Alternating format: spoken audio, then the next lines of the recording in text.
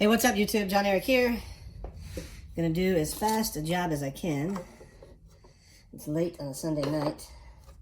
I just posted a knife that we engraved on Instagram. Got a message right away that says, dude, I want to buy it. So I was just about to sharpen it, which was my plan. But then the weekend happened and we got busy, and I did sharpen a bunch of knives this weekend, but I didn't get to this one. I figured it would be popular because we sold a lot that look just like this, or real similar anyway. Actually, never one like this. This one's a half black and half satin stainless steel. I'll show it to you in a second. Just gonna clean up the wheel real quick. And that looks pretty good. Alright, there we go. I think we're nice. We'll keep it running for a minute. This is definitely one of my favorite knives. I've got hundreds of knives, but this particular one, I don't have in my personal collection here, but this is it's a FATBOY. And we took two knives. We took a black one and a satin one. We combined them. Laser engraved. Both sides. And the inside as well, which on this video you're never going to see it. I gotta get better lighting here, but anyway. The blade is just stock. Nothing fancy about it. You can see the engraving on the blade there. Good focus. Anyway. It's just a stock knife. It's sharp, I'm sure. I haven't checked it, but it's already sharp. But we're going to take it to ridiculously sharp. And the thing about doing these is I always put 2 layers of tape on there because, like I said in other videos, I have scuffed other knives with the jig, and that sucked. Did a bunch of work, make a knife beautiful, and then something stupid, like clamping it in a jig, messes the whole thing up. So more overprotective, I guess you could say. And this will almost inevitably get some of the goo down in here. So as soon as I get done with this, and actually I want my guys to do it tomorrow, we'll take it apart and clean it out. Q-tips just don't do it that good. So this is a much thinner knife than the last one was done. We'll get the jig adjusted. Kind of in a hurry, so I'm hoping I can do this in 20 minutes or less. Let's just check our angle real quick. I'm going to do it with a Sharpie so I can see where we're at. Now this does have a little bit of engraving on the edge, so it makes it more evident when you're sharpening. So I don't go by exact percentages all the time, mostly because I will just take a peek and see where it's at approximately right now. So let me loosen this up. Somewhere between 20 and 23 generally is great for these knives.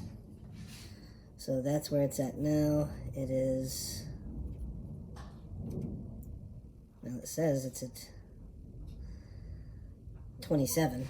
That's really far off. I think that's going to be way too much. I could screw this out. I kind of like to keep this short though. That's if I have to use that, then I do that. Now it says that's at 22. I'll come down just a hair more. Lock it in, make a couple passes, and see where we're at. So 4 minutes of setup, that's not too bad, I guess.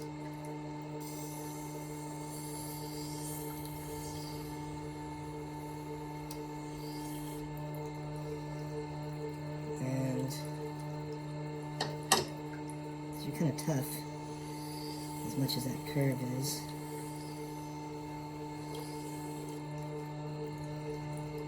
And we're a little bit steep, so we're gonna come down a hair more. I'll get you closer to 20 now, which is kind of what I was figuring.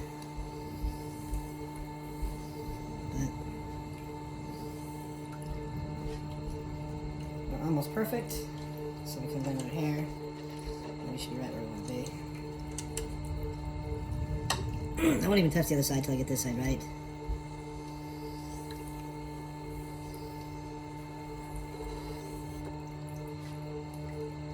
And we're looking pretty good. Just come down just a hair more. Try that, that should be perfect.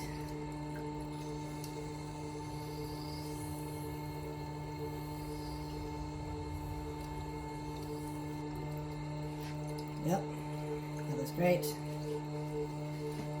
And you saw in the beginning the blade wasn't much to look at. It worked. It was relatively sharp, but it's definitely not sexy.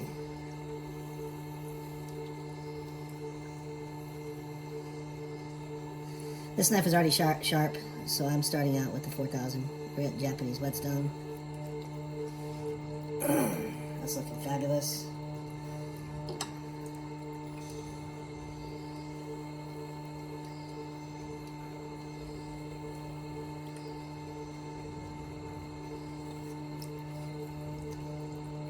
The Sharpie's all gone.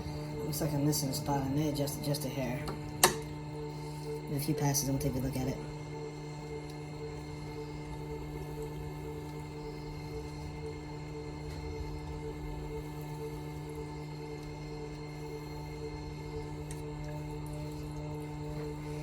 Let's take a look.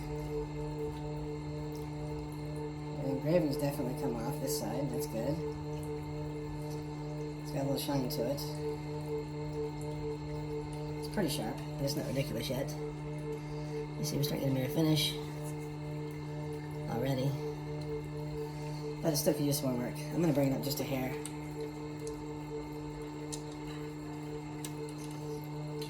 And I'm going to clean it up real quick too. If we keep this video to 15-20 minutes, that would be awesome. If I can do that, I might not speed it up. We're going to get plenty of water, we're okay.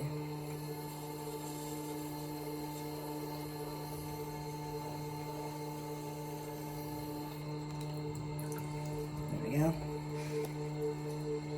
It's my cat jumping on my table with my camera on it.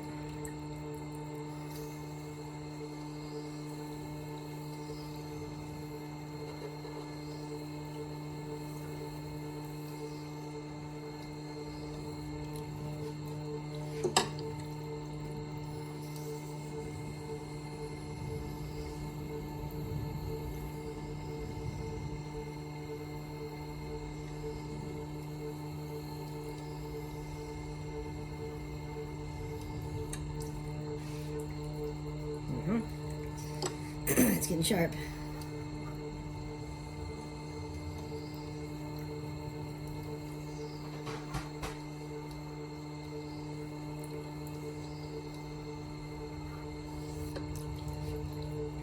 Check it here in a second.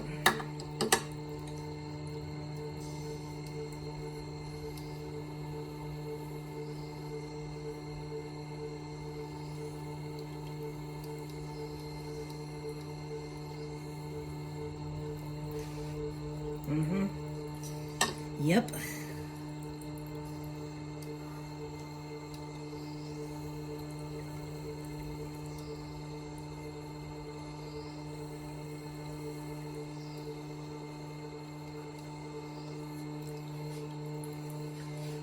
One might pass here in case there's a burr. I'm sure there's a little tiny one.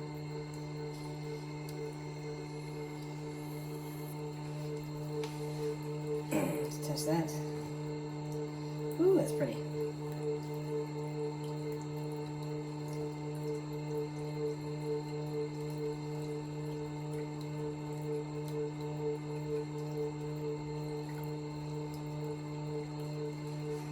little tiny burr there. Let's bring that down, then we'll check see how sharp it is.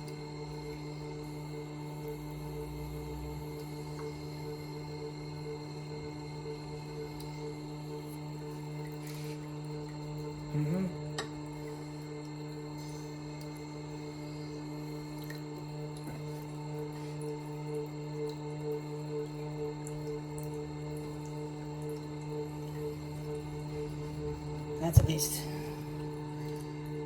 10 times sharper than stock. That looks beautiful.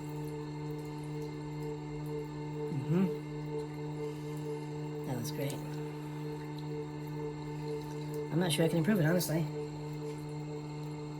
That is beautiful. But you can always make it better. We'll give it about 10 more passes, and we'll call it a wrap.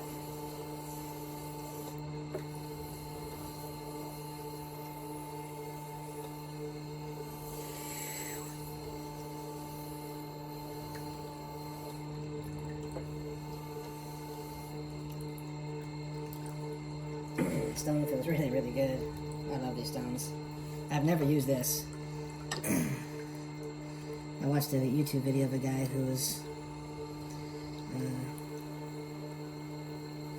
kind of reviewing this.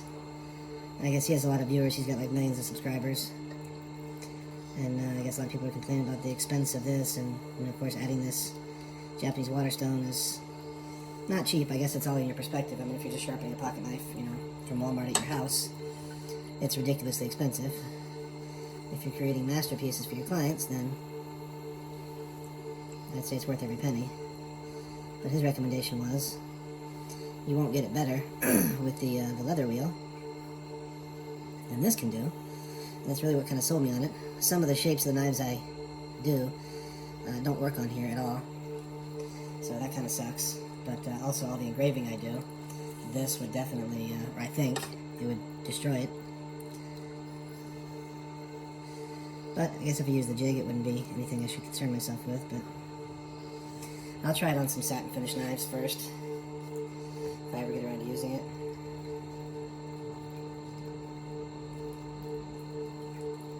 That's impressively sharp.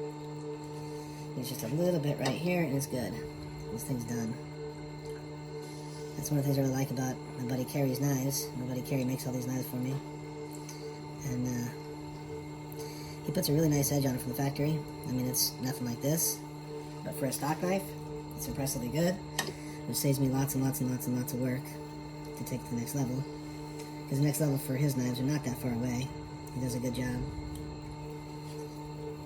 One little pass here. I think we're going to be done.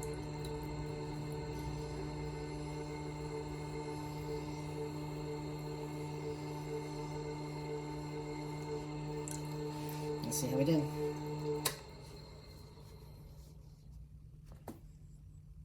It looks pretty damn good to me. Looks really good. It is sharp, sharp. Yeah, that's what a blade should look like. Ooh.